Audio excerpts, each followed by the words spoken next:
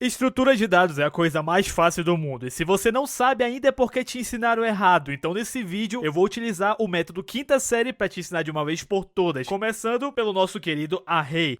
Bom, então aqui no nosso VS Code vamos começar criando um array comum. A gente vai chamar esse array de rola. Então a gente vai instanciar aqui uma variável chamada rola, e essa variável vai ser o quê? Vai ser uma string. Vamos colocar assim, que vai ser rola, vai ser igual rola. Perfeito. Agora, digamos que, por exemplo, eu não queira só uma rola, eu queira um canavial de rola. Um canavial de rola. O que é um canavial de rola? É o coletivo de rola, ou seja, eu quero ter mais de uma rola aqui dentro. Agora preste atenção que quando você não sabe ainda sobre a estrutura de dados, você conhece apenas tipos primitivos, você não sabe como fazer com que essa variável aqui seja um coletivo, porque até então você só conhece o tipo primitivo, você conhece apenas variáveis únicas que têm apenas um único valor. Então, Bero, o que eu faço quando eu preciso de um canavial de rola? Aí é nesse momento que nós utilizamos o array. O que é array ou vetor, como é ensinado na faculdade? Basicamente, é uma maneira de você conseguir armazenar variáveis em um espaço linear na memória, ou seja, um do lado do outro. E se você ainda não sabe como funciona a alocação de variáveis, dá uma olhada nesse trechinho do episódio 4 da série do Zero ao GP, que está disponível para todos os membros do nível cafetão de código no meu clube de membros. Agora que a gente já entendeu para que servem variáveis e como declarar variáveis, vamos entender como na verdade esse processo funciona por debaixo dos panos. Imagine que você, meu querido Pedrinho, resolveu na calada da noite invadir o quarto da sua mamãe. Chegando no quarto da sua mamãe, você encontrou uma gaveta enorme, um armário enorme. Então você foi dar uma olhada nesse armário e você percebeu que esse armário era repleto de gavetas. E cada gaveta tinha uma etiqueta, porque a sua mamãe é muito organizada. Você abriu a gaveta número 1 e você encontrou um consolo nessa gaveta. Você pensou, meu Deus, a minha mamãe ela guarda consolos em gavetas. Exatamente. Então você abriu a porta e você encontrou um consolo. Então você resolveu também abrir a segunda portinha. Só que quando você abriu, você viu que não tinha nada. Então você abriu a terceira portinha e você viu que na terceira portinha tinha alguma coisa. Tinha um consolo também. Então você percebeu que tinha consolo na porta 1 e na porta 2. Então você ficou se questionando, ué, por que a minha mãe resolveu guardar um consolo na porta 1 e na porta 3, mas não na porta 2? Basicamente porque a sua mãe, ela acessa as portas de maneira randômica. Toda vez que ela precisa guardar algum valor, o que ela vai fazer? Ela vai randomicamente abrir uma dessas gavetas aqui, desse armário gigante, ela vai verificar se tem alguma coisa guardada, se não tiver, ela vai guardar o consolo lá. E como cada gaveta possui uma etiqueta, por mais que a sua mãe guarde o consolo de maneira aleatória, ela sempre sabe onde está guardado os seus consolos pelo fato de que ela utiliza as etiquetas como forma de identificar aonde cada valor se encontra. E é exatamente assim que funciona a alocação de variáveis. Cada uma dessas gavetas é um espaço na minha memória RAM. E como a memória RAM é uma memória de acesso randômico, os valores são armazenados de maneira randômica, sendo que cada gavetinha, cada espaço de armazenamento da minha memória RAM possui um espaço de endereço. Então, quando eu crio a variável user aqui, por debaixo dos panos, na verdade, esse user aqui, ele vai estar referenciando um endereço na minha memória. Bom, e agora que você já sabe como funciona a alocação de variável, vamos entender como funciona a alocação de variáveis no array. Basicamente, se aqui na minha rola eu tenho, digamos que o endereço x, beleza? E digamos que a minha rola, na verdade, ela seja um array. Basicamente, quando eu aloco um array, nessa gavetinha que eu falei, que é onde sua mãe guarda seus brinquedinhos sexuais, basicamente, vamos dizer que a gente tem aqui a gavetinha número 1, beleza? Quando eu aloco um array, eu não estou somente alocando espaço nessa gaveta, eu estou alocando espaço nessa gaveta e em todas as gavetas que ficam do lado dessa gaveta aqui. Então, se digamos que o endereço dessa gavetinha aqui seja x, essa gavetinha aqui vai ser x mais 1, essa gavetinha aqui vai ser x mais 2 e essa gavetinha aqui vai ser x mais 3, perfeito? Então vamos fazer o seguinte, vamos alocar aqui o nosso array no canavial de rola. Para alocar um array eu faço o seguinte, eu abro e fecho aqui as chaves, eu vou dizer o tipo de array que vai ser do tipo string, eu abro e fecho aqui essa chave, isso no Golang, que é bem semelhante à sintaxe do C, e o que eu vou fazer agora? Eu vou dizer que essa minha string aqui, ela vai ter tamanho 3. Portanto, significa que eu estou alocando essa gavetinha aqui e mais outras 3 gavetas, beleza? Então eu vou excluir essas outras aqui. Basicamente, eu estou fazendo isso aqui na memória. Eu estou alocando aqui, essa aqui vai ser o x mais 0, beleza? Essa aqui vai ser o x mais 1 e esse aqui vai ser o x mais 2. Então, por exemplo, aqui no nosso canavial de rola, vamos colocar aqui, vamos alocar essas 3 gavetas com rolas, beleza? Então, eu vou colocar aqui, rola, rola, rola, beleza. Acabei de criar o meu canavial de rola aqui. E repara que eu estou justamente ocupando os 3 espacinhos da gaveta. Então, digamos que eu queira acessar o primeiro item desse canavial de rola. O que eu falei aqui? Que basicamente eu tenho o quê? O primeiro endereço sendo x mais 0, o segundo x mais 1 e o terceiro x mais 2. Portanto, se eu quero acessar o primeiro endereço, e lembrando que o canavial de rola, ele representa x. Eu preciso colocar o 0, então eu coloco o 0 aqui. Se eu quiser acessar o nível, o segundo item, o que eu vou fazer? Vou botar o 1 aqui. E se eu quiser acessar o terceiro item, o que eu vou fazer? Eu vou colocar o mais 2. Porque lembrando que isso aqui, que o canavial de rola, representa o x. E aqui vai representar justamente o index que eu quero acessar. E o index é o quê? É justamente uma forma que eu tenho de informar qual gavetinha nessa estante chamada memória que eu quero acessar. Beleza, beleza, Battle. Eu já aprendi como criar uma variável chamada canavial de rola, que é, na verdade, o coletivo de variáveis. Ou seja, eu tô guardando aqui mais de uma rola. Mas pra que eu vou usar isso na vida real? Você sabe que aqui no meu canal eu gosto sempre de fazer um paralelo com a vida real. Então pense na seguinte situação. Vamos pensar que, na verdade, esse é um jogo chamado Rolamon, onde você pode colecionar rolas de vários tipos. Por exemplo, a gente pode ter rola de fogo, a gente pode ter rola de água e assim por diante, beleza? E digamos que esse aqui é o algoritmo para retornar para o meu usuário as top 3 rolas dele. Top 3 rolas do meu usuário. Digamos que o meu usuário queira ver, que eu disponibilize para ele o seu top 3 das rolas mais fortes que ele tem ali no Rolamon, que ele conseguiu capturar, beleza? Então, o que eu vou fazer? Eu vou fazer uma busca no banco de dados, pelas 3 melhores rolas do meu usuário, beleza?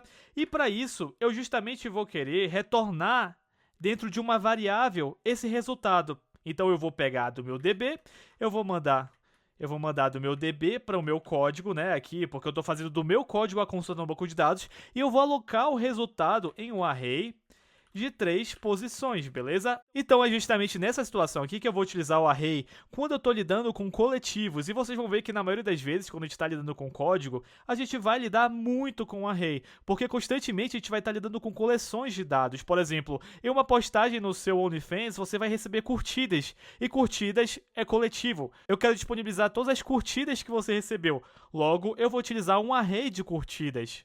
Ok, Battle, mas e se eu não souber quantos itens eu quero armazenar? Digamos que, na verdade, eu quero disponibilizar todas as rolas do meu usuário. Como é que eu vou fazer? Eu posso utilizar o array nesse caso, se eu não sei, porque eu tô vendo que aqui tu falou que esse array ele tem 3 posições, ou seja, ele consegue alocar 3 variáveis. Mas e se eu não souber quantas rolas o meu usuário tem, eu consigo usar o array? A resposta é não. Lembra que eu falei que o array ele vai armazenar na memória de maneira sequencial, e a memória ela tem acesso randômico. Então digamos que aqui eu tenho mais gavetinhas e randomicamente o meu código já tem alocado alguma coisa aqui, já tem uma rola aqui, beleza? Então digamos que eu queira armazenar em um array, beleza? Todas as rolas do meu usuário e eu não sei quantas rolas ele tem. Então eu vou armazenar aqui, aqui, aqui. Eu vou armazenar aqui também, aqui também, aqui também, aqui, aqui. E quando chegar aqui, o meu código vai bugar. Por quê? Porque eu não consigo armazenar mais uma rola aqui, porque essa gaveta já está ocupada. Portanto, o array, por ser sequencial, ele inerentemente demanda que a gente especifique quantas gavetinhas a gente vai querer armazenar, quantas gavetinhas a gente vai querer alocar. Então, no caso de eu, por exemplo, não utilizar todas as gavetas, o que vai acontecer? Aqui, por exemplo, nesse caso, eu não estou utilizando todas as gavetas. Significa que o terceiro espaço aqui, então, ele vai estar disponível para que outra variável coloque o valor aqui? Não. Esse espaço aqui vai estar protegido. Isso porque, por mais que eu não esteja usando, quando eu aloco um array de 3 posições, eu estou armazenando aqui, eu estou fazendo com que o meu sistema aqui, minha CPU, Na memória RAM, ela vai dizer, olha só, esses 3 espaços aqui, deixa eles separadinhos para o meu canavial de rola. Mas então, Bero, o que eu vou fazer quando eu não sei as rolas? Pelo amor de Deus, me ajuda! Aí nesse caso, meu querido Dev, você vai utilizar outros tipos de estrutura de dados, mas comumente a gente vai utilizar a lista. A lista é um tipo de estrutura de dados que ela armazena coleções, entretanto você não precisa dizer a quantidade de itens que você vai armazenar lá. Inclusive, é por isso que eu estou utilizando o Golang e não TypeScript como sempre, porque basicamente o array do JavaScript e do TypeScript, por consequência, ele não é um array de verdade. Visto que no JavaScript eu consigo armazenar quantos itens eu quiser, eu posso armazenar infinitos itens dentro de um array. Já que no Golang, se eu quero usar um array, como em linguagens como Java ou C, eu preciso especificar quantos itens eu vou querer alocar. Ah, Beron, mas então significa que o array do JavaScript ele é melhor porque ele não tem esse comportamento chato de você ter que especificar quanto de espaço vai ter. Array do JavaScript lista é muito melhor do que array no C Sharp, no C, no Java, no Golang. Bom, meu querido Dev, a grande realidade é que existe um custo de você ter uma lista ou uma estrutura de dados que armazena coleções sem limite. Basicamente, se eu estivesse utilizando lista aqui ao invés de um array, e lembra daquela situação que eu falei?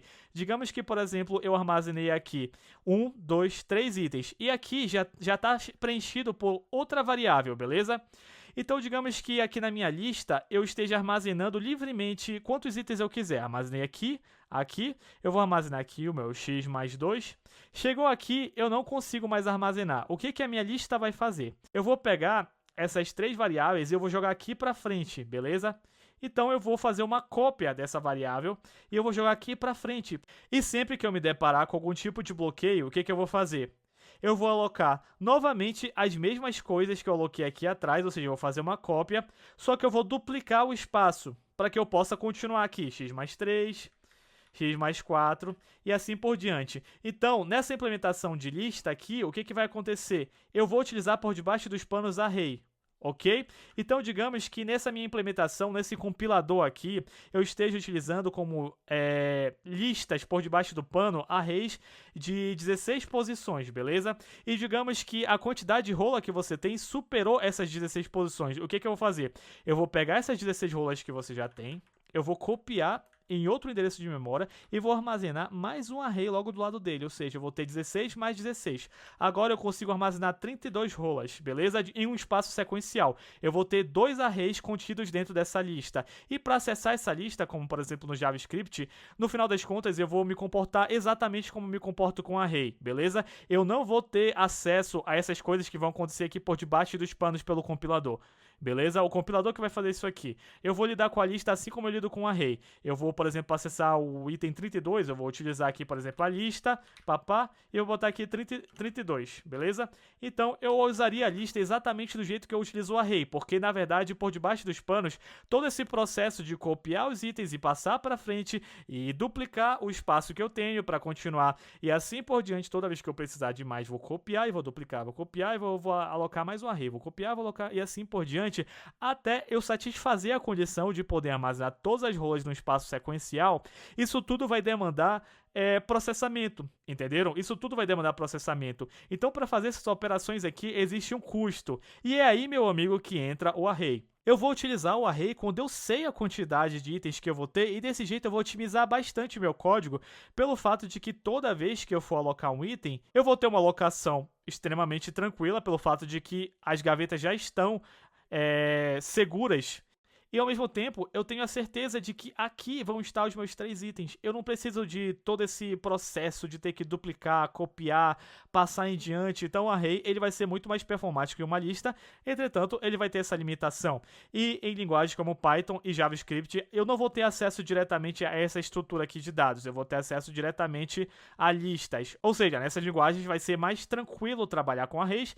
Entretanto, eu vou ter esse custo de não ser tão performático quanto uma linguagem na qual eu possa criar arrays verdadeiros. Beleza, Battle, eu já entendi então basicamente que se eu quiser usar o array aqui no meu Golang da vida, eu preciso dizer a quantidade de itens que o meu array precisa ter. Mas então como você utilizaria array para listar todas as rolas do meu usuário sem saber a quantidade de itens que eu vou precisar alocar em tempo de compilação. Muito simples, meu caro Pedrinhos Gameplay Kawaii. Eu vou utilizar a paginação. Caso você não saiba, a paginação é aquela paradinha do Google, sabe? Que mostra apenas 10 resultados e aí lá embaixo vai ter número 2, número 3, número 4 e você consegue ir passando a lista de resultados.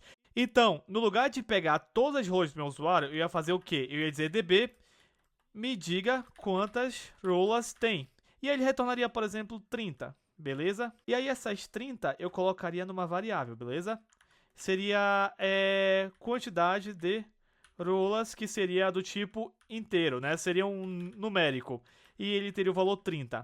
Eu retornaria para o meu usuário, então, duas coisas. Eu retornaria 3 rolas, né? Porque o meu array tem tamanho 3. E eu diria para ele, toma aqui tuas 3 rolas, estão faltando 30 menos 3, que foi o que eu mostrei. Ou seja, tá faltando 27 rolas. E você pode clicar no próximo item da lista, que eu vou te retornar mais 3. Desse modo, é determinístico a quantidade de itens que eu vou ter aqui. Toda vez que o meu usuário ele clicar no próximo item da lista, eu vou alocar mais 3 rolas e assim por diante até completar as 30.